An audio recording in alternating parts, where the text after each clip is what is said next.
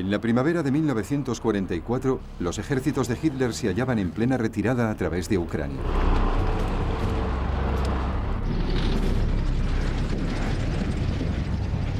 Los dirigentes soviéticos destinaban a aquel frente cantidades cada vez mayores de tropas y equipamiento. Los alemanes contaban con dos tanques excelentes, el Tiger I y el Panzer Mark V. Ambos modelos se adaptaban bien a la clase de guerra defensiva que practicaba el ejército alemán en el frente oriental. Eran la única esperanza que les quedaba en la zona.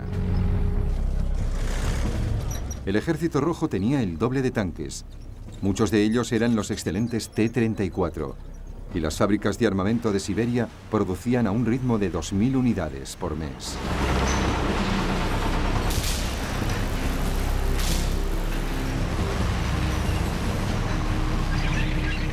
Mientras Hitler se veía obligado a dividir sus fuerzas en una guerra en dos frentes, la máquina de guerra de Stalin funcionaba a pleno rendimiento en una sola dirección. 6 millones de soldados soviéticos se enfrentaban a menos de 3 millones de soldados alemanes.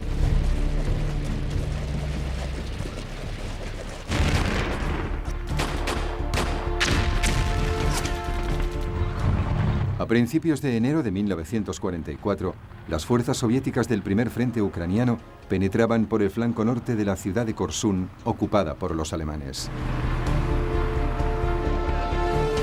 Se trataba del último punto de apoyo alemán en la que estaba considerada su gran línea defensiva a lo largo del río Dnieper. 12 días más tarde, las fuerzas del segundo frente ucraniano avanzaban por el flanco sur.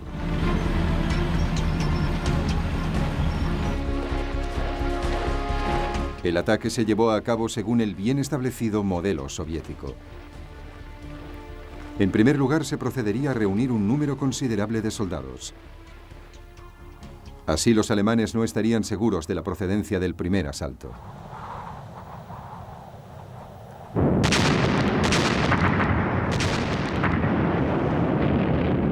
A continuación tendría lugar un bombardeo demoledor de la artillería.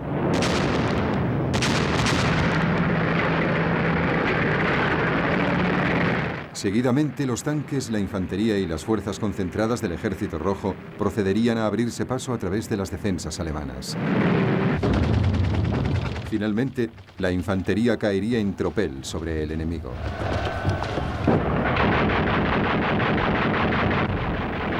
En Korsun se hizo evidente para los alemanes que iban a ser aplastados.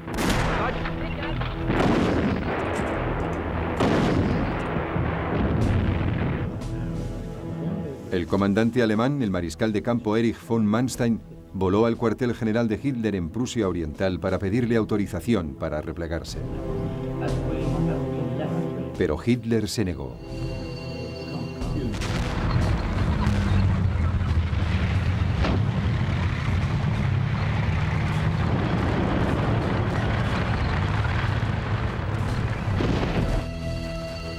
Después de una semana de feroz combate, unos 60.000 alemanes estaban atrapados en lo que se denominó la Bolsa de Korsun. Los soviéticos lo llamaron el pequeño Stalingrado. En Korsun, las fuerzas alemanas intentaron entonces escapar.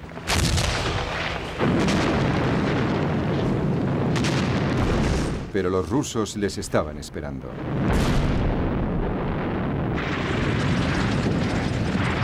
Tanques T-34 y jinetes cosacos hostigaron a los alemanes cuando estos intentaban escapar.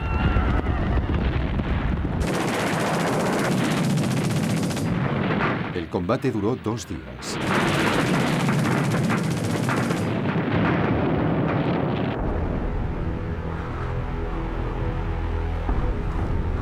Cuando Korsun cayó en manos soviéticas, los alemanes habían perdido cerca de 30.000 hombres.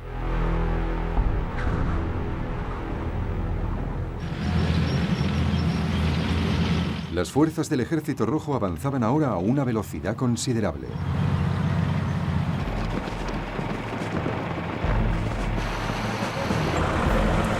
Su avance fue posible gracias a flotas de camiones suministrados sobre todo por Estados Unidos, que mantenía un abastecimiento constante. Se trataba de un procedimiento mucho más rápido que el de los alemanes, que todavía dependían en gran medida de los caballos. Para entonces, los rusos también dominaban en el aire.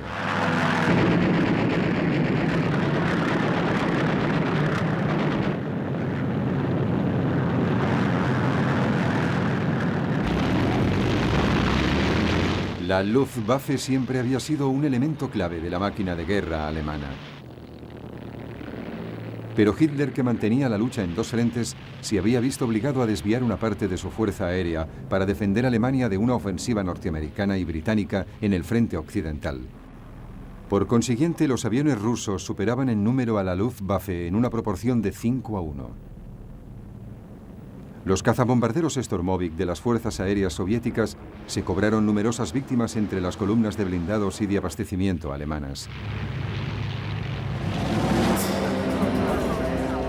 A pesar de ello, Hitler se negó a considerar la posibilidad de una derrota